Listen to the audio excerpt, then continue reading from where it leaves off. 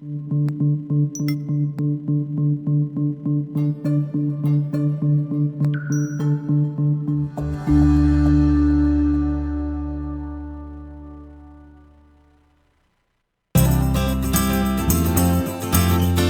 to the Girlfriend's Guide to Senior Living. I'm Gail Peacock. And I'm Lori Williams. And we are so happy you could join us. We're passionate about helping families navigate the senior living maze. Each episode, we will share with you our knowledge of senior living and help you to eliminate the uncertainties you face in the search for senior resources. Hey, girlfriends. Welcome to the show. You're probably wondering what we're doing. Our show is about baby boomers. So we're traveling back in time a little bit and pretend these are those little 60s sunglasses. That's what we were going for. We couldn't find them, so we're improvising. So use your imagination, okay? So we are talking about baby boomers and how they are redefining what old age looks like. So we had there we are. Okay, there's a picture. So we wanted to find something really like a 60s icon, like the VW bus, and we couldn't find one because they don't make them anymore, but they will start making them again in 2021. So we found this awesome guy. His name is Kyle. He's with Photobus, and he let us come out to his house, and he took the pictures of us, and we have a ton of just hilarious pictures, but that's what we're going for, kind of this this vibe all about the 60s and baby boomers when they started and moving forward. So that's the show. So boomers are not afraid of confrontation, and they will not hesitate to challenge any authority or the status quo. So they are making a big stride in changes. So we're trying to figure out, still to this day, how do we market to them and give them what they want and find out what they do want and then give them what their wants are. So that's what we're going to be kind of hitting on today. Yeah, so we're going to do first a Go little back. travel back in time with us. So we're going to do a little history lesson first. So just to kind of know about the boomers. I'm going to be bored. Shut up. I like the History Channel. I love the History Channel. So anyhow, so we're talking about boomers, and the generation of boomers were 1946 to 1964. There were 76 million of them. Yep. So today their age range is 54 to 72. That's who we're talking to right now. That's who we're talking to yes. right there. And I am a boomer. I am the end of the boomers, 1964. So when you think of baby boomers and thinking about, the 60s, them coming of age, we think of like different like nicknames basically that they had. So they were the hippies, and then when you kind of move more into the 80s, or the yuppies. So I kind of think with yuppies, I think like that movie Wall Street. Yes. So just kind of like greed and corruption, and because they had money and they were getting all cocky with the money that they had. Exactly. They were just spending it on everything. So that's kind of what we think about. So how it kind of came, the baby boom happened was at the end of World War II, all the guys came back and they passed the GI Bill, which allowed them to buy homes at very low interest rates, which most people before that really didn't own their own home. And then also they could go to college, and I guess they paid for most of the college, but they made it an attractive deal for them. So these guys, came back from war and they want to start families and just have, a nice life. And that was really the beginning, because they could buy homes at the beginning of what the suburbs are today. Right. So they were building like the tract homes, and everyone had a house, and it was really a yard, and the whole kids playing outside with that whole America, what people think, the American dream is, if you will. Exactly. And so the boomers came of age during like the time of the greatest American prosperity. So, people were buying homes, they had cars, they had TVs, which they hadn't had before. And kind of an interesting fact that I hadn't really thought about, but the boomers are the first generation to kind of be raised on TV. They had TV from the very beginning. We don't know a life without it. I mean, granted, we had 3 channels, but right, exactly, and the rabbit ears, the ears, and so it was like family time. She had one TV, so it wasn't like you could really have a real TV that you could all be in. Like nowadays, all of the kids and the devices, and they're all watching different shows. Everyone watched, the 10 Commandments. You with me as a family? And you didn't have a clicker. Like the kids were the clicker. Like your parent would say, "Could you change the channel?"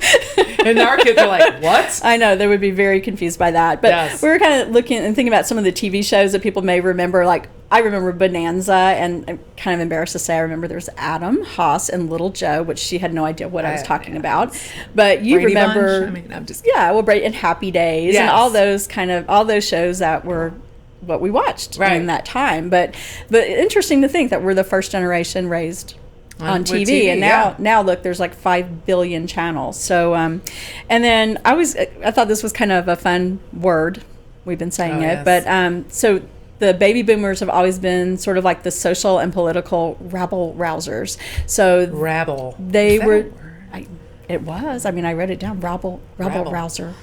So, but they were the ones who did. So like civil rights, equal rights, the sit-ins, protests. They were like, they wanted believed. to, like you said, they wanted to change the status quo, and they really did. When you look back, all the things that we enjoy now is because of those who fought for those rights. And they did have to fight pretty hard. Yeah, which kind of goes into our whole thing of. So was this group really? Hey Gail, would you mind pulling the microphone slightly, move it around? Because when we did the mic check, it seemed like it was fine, but now it doesn't like me. Just a little bit. This way? The other way. The other way? The other way? That way. Oh, too much. Too much. A little much. Hello? Perfect. But has anyone ever? Is that better? Has anyone ever asked Gail Peacock to speak louder? No. Oh my God! Write down the day and the time in July. It's not about. So funny enough is just that because Gail projects so much her voice, it's picked up on the other microphone. So if it's not aligned, hey, here's a tip about production here. Please. It needs to be aligned. But that's it. Thank you. How's that? Is that better? It sounds way better. Okay. Thank you, my friend. I don't want to be on Lori's mic. No, you know what please I'm saying? don't. Take off her sunshine. So we're trying to see if it's more, were they rejecting traditional values or were they redefining what the traditional values were? So we could say in a loving way that they were just trying to make it their own, or were they just rejecting everything that was the past because they wanted to be X, whatever that would be. So we're going to kind of talk about that, and I was getting like heebie-jeebies because we were talking about how in the, I'm going to say olden days, which is probably rude, but that the wife always made the husband's plate, like when they would serve dinner. So the wife would go and make the plate and bring it to the gentleman, and he would be sitting at the table like waiting for it, if you will. I'm like, hello, you have 2 arms, you have 2 feet. Yeah, bring the cocktail. Yes, exactly. Yes, wait at the door with a martini, looking all pretty. All pretty in your apron and everything. So we had a few giggles over that because, seriously. But, so that's part of it. They also, during this time, they reached their peak of their careers a lot of times, so they were definitely making more money, so they had more disposable incomes. So they become obviously more influential because they were making more money, so people unfortunately would be listening more and all that kind of stuff. And this is kind of like our little interesting fact that we went into a long conversation about. So this was kind of the first generation that marketing people were starting to market to this baby boomer as a big old group of people. Because of their buying power and influential. So. And they had the money, they had disposable income, so they were willing to spend the money. So people were actually marketing. And one of the interesting things that Lori and I were kind of talking about, we had many interesting conversations over this topic, but about the whole midlife crisis phenomenon, if you will, where maybe people, we're all like conspiracy, maybe people were actually marketing that, do you feel like this? Is this, you know what I mean? We're almost put them into a midlife crisis. And they're like, I need a Corvette. Yes. And so were you really out to buy a Corvette, or was it that people were making you think since you're 50 now or whatever? 40. I think 40. It was 40. You needed a back then. Corvette. You know what I mean? Yeah, so that you've worked hard and you deserve this. Yeah. It was very interesting to us. So we liked that. Whoops, I touched the mic again. We had a lot of thoughts about that. And then I just thought this was kind of funny, and I'm going to ask Gail, see if she knows, but what were the most common baby boomer names? The most popular for male and female. So I was going to say like Anne for a girl and Joseph. No, those are good, but wrong. Okay. So I need a buzzer. They were James, probably called Jim. I know a lot of Jims. And Mary. I know a lot of Marys. I know. I'm like, how vanilla? Because, today's world, we have kids that are called Blue. We have kids that are called Isn't it like Apple? Apple. Yeah. Thank oh my you. God, my Yeah. reading. Yes. That's right. I mean, that's jacked up. People are just like, hey, I feel like the sky's blue. I'm going to name my kid Sky Blue, you know? But back in, those are very traditional, I guess. Very Again, traditional names, yeah. Traditional, kind of breaking all Yeah. that. All right. Definitely. So we're going to kind of move into baby boomer, like what they want and things about their lifestyle. So one, this popped out to us over and over, and I can concur as a baby boomer. The last of the baby boomers. I'm not old.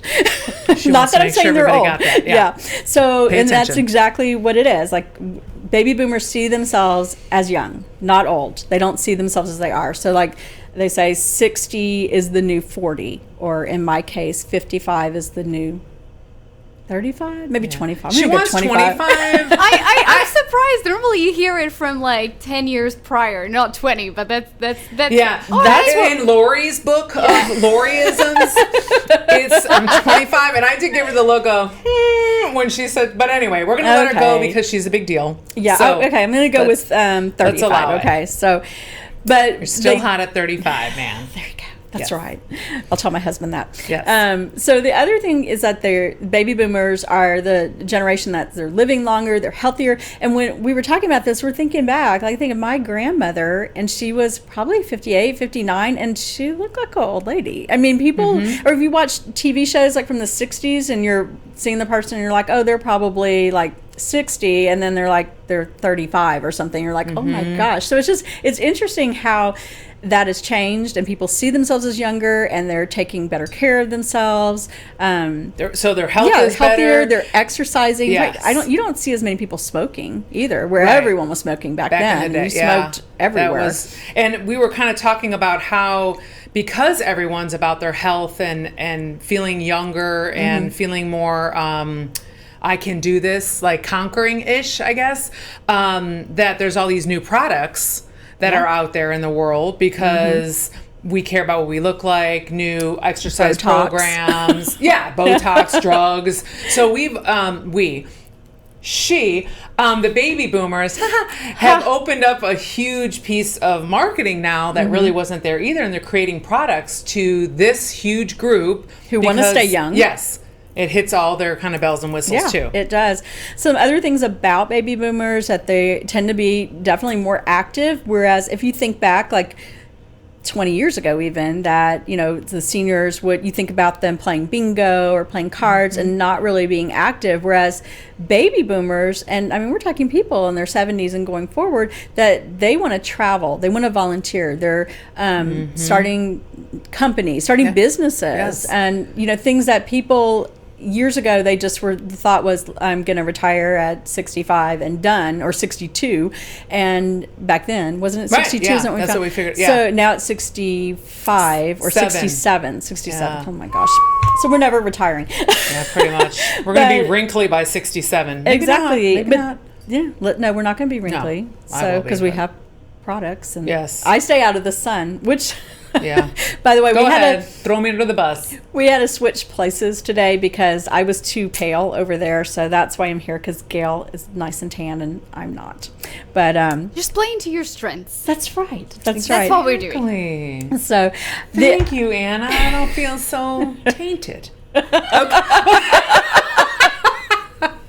you're such a Trying goof. to pick a nice word, but I couldn't find one.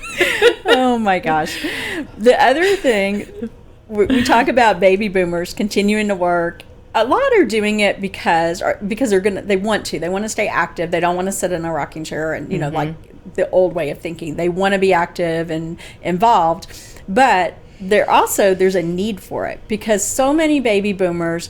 And as we looked more into this, we were like, yeah, okay, so used to be you would be in a job for 40 years, then retire and get a pension. Well, with baby boomers, that's just not the way of the world anymore. The companies aren't offering No. that. There's layoff issues Constant where layoffs. people are doing layoffs, which back in the day, you work for your company, you never even lost a night's sleep over, am I going to be laid off? Yeah. That's another big piece.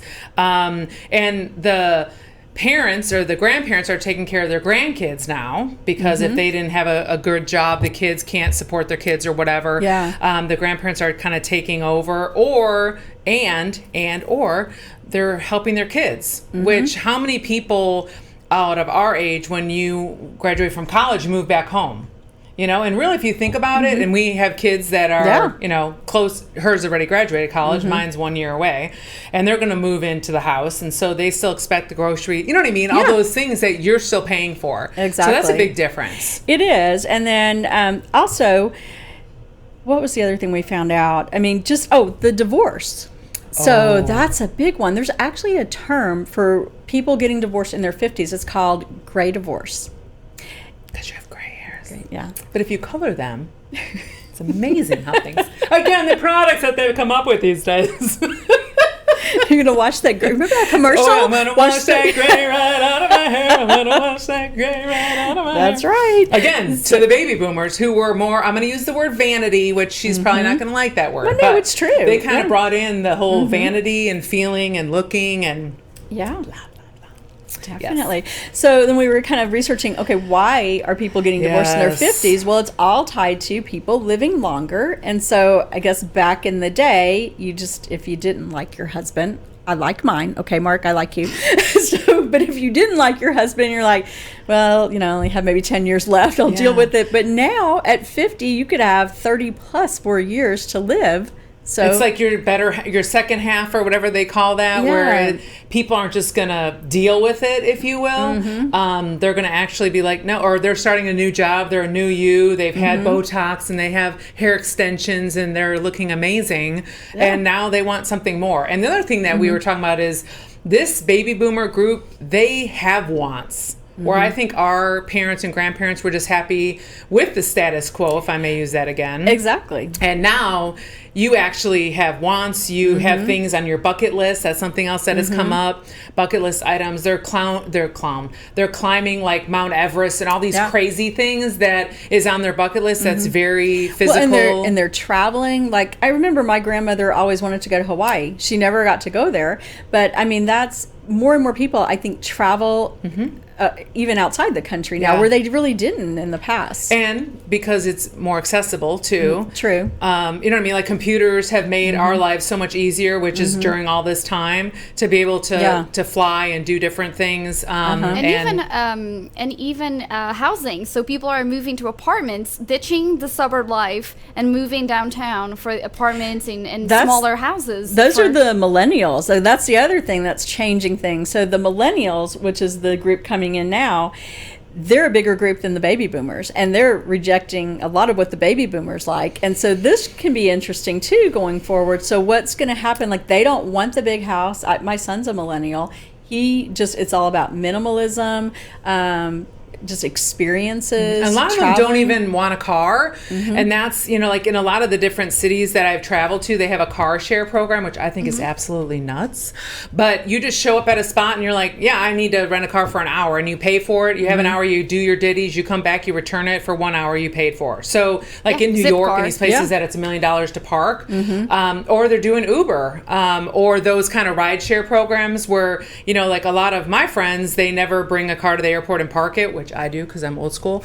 But they just Uber, and then they call the Uber when, you know what I mean? And they're saving, they are saving money. By the way, even though I'm older, I do Uber to the airport or Lyft. Oh, yeah, really? it's so convenient. Yes, ma'am, I do. So actually what I was talking about is some article that came out on the Dallas news. So maybe it's not across the country, but it's in Dallas. And I actually met people that moved to downtown because they're like, I still want to enjoy my life. I want to go out with my friends. I want to hang out and go to restaurants. So where you're talking about the vanity, enjoying life, that's why people moving from the suburbs to the city center, because they want to use more of that lifestyle. That urban, walkable, get your groceries. Like back in the day when they would go to the grocery store and they would buy what they're making for dinner tonight. And we as a family, we shop once for the whole week, you know, and if you have to go to the store, it's like, why do I have to go to the store, That's true. And that kind of moves us all these different... I wanted to hit on that forgotten middle because, this is kind of tender to my heart a little bit. So the forgotten middle is becoming... It's starting to evolve in our industry, in the senior industry. And I am seeing it. And because I'm talking to the seniors, so I am seeing it. People that, didn't save, they don't have a pension, and they're struggling they call the forgotten middle, because they're struggling to be able to afford the services that they need in their senior living, life, if you will. Beautiful retirement communities Yes. they can't afford. And then the other side of it, you have these income-based properties that they don't qualify for. So they're falling into the forgotten middle. And So- there are some companies now, thank you, that are starting they're calling it affordable, because there's tax credit properties. That's more income based, and then there's the affordable, which is kind of the word they're using.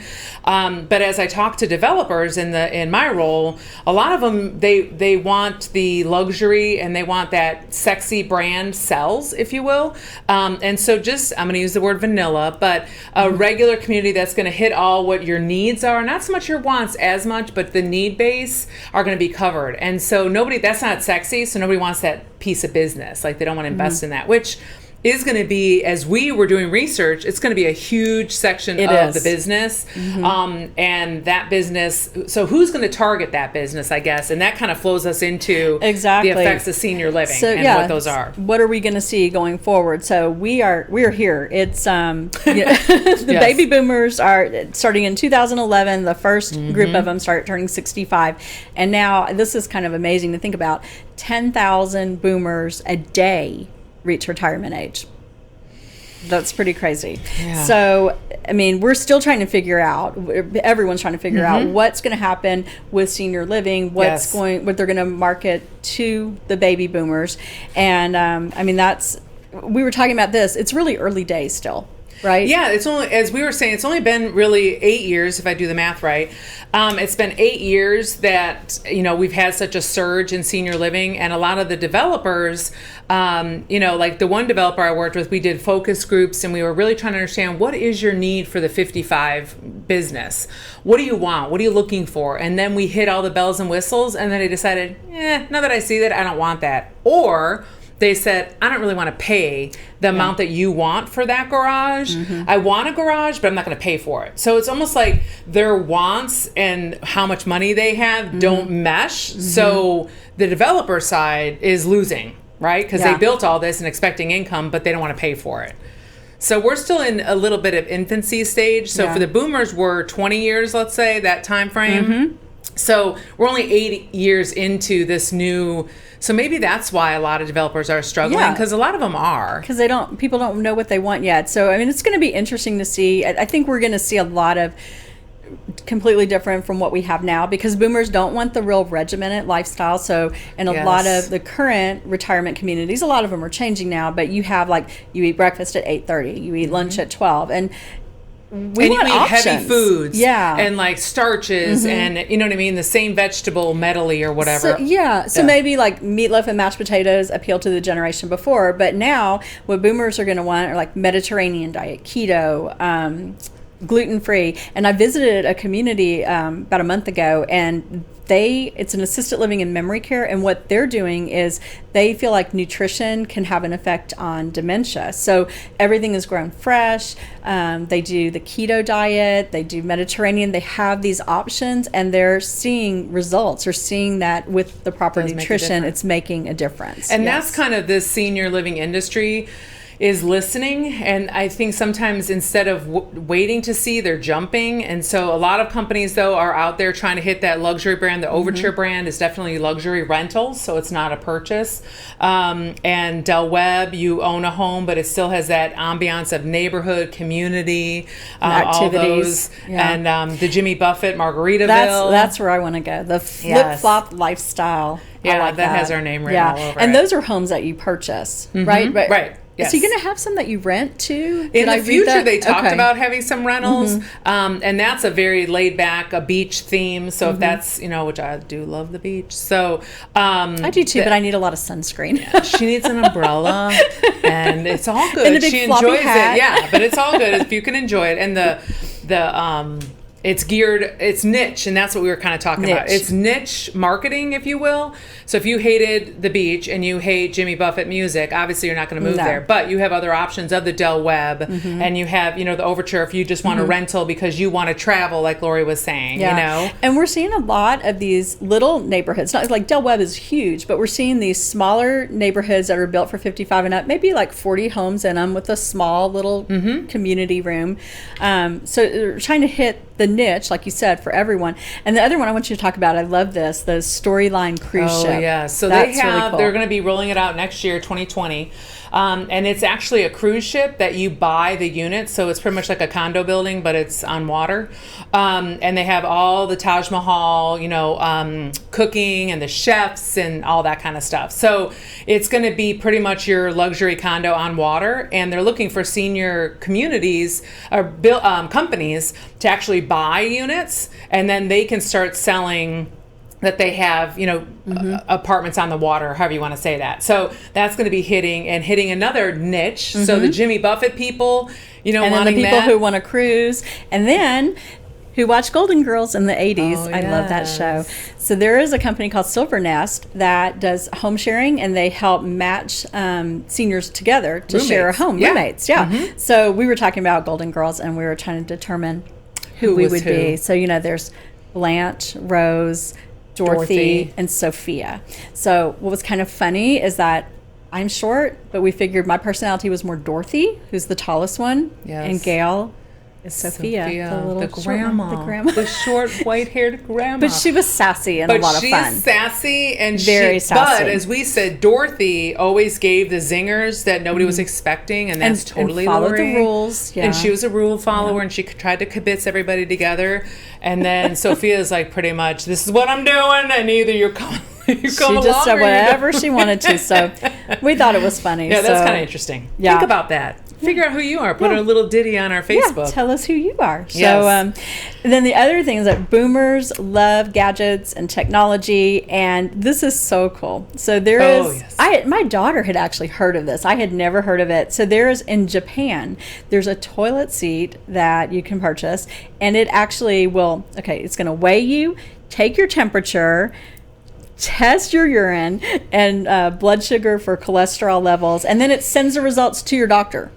You don't have to do anything. Do nothing. But you could hide nothing, too. You with me? Oh, true. So, and my friend who just got back from Japan was telling me about these Taj Mahal toilets that had heated seats and all this, and I was a little, And then Lori brings this, and I'm like, okay, so the toilet might be the new invention that people need to be sinking some money into. Well, and then we were just talking about, technology just goes at warp speed now, right? So when we were, when I was even in college, I would have laughed at you if you said one day you're going to be able to see who you're talking to on your phone. And we were just talking, Gail called me on Saturday. She was FaceTiming me. So first I ignored her because I looked like I was in my pajamas and everything. So then she calls me again. So I finally answered. I was in my closet, and she wanted to show me something that we were, having printed. So, but who would have ever thought? I mean, you can see face to face. Yeah. And we were also saying about your watch, your Apple Watch now. So you can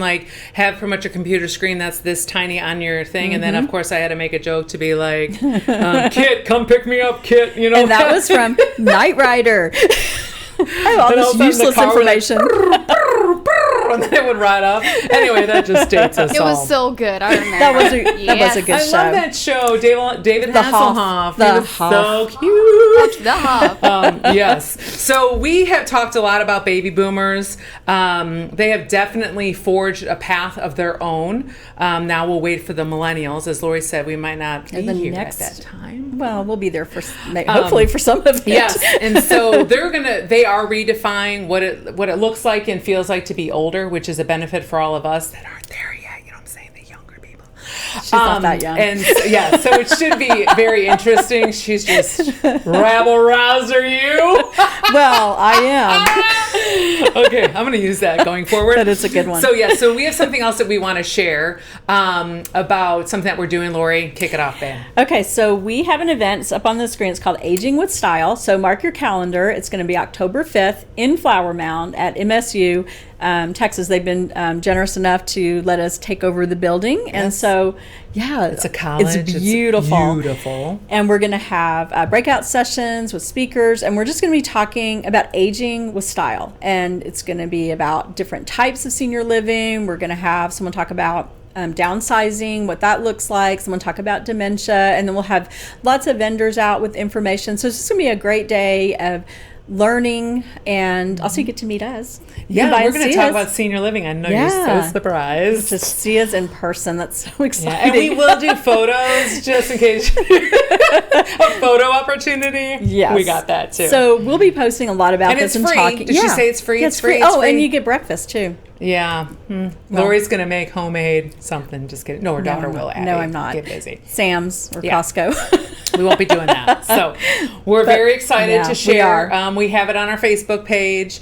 Please share it with your family and friends, people in the area, because as we are a nationwide show, if you know people in Dallas, hook us up.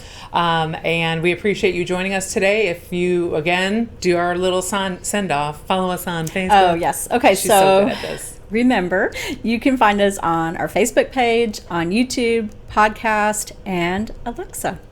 You can find us anywhere. We're out there. We appreciate you. Thanks, you. Guys.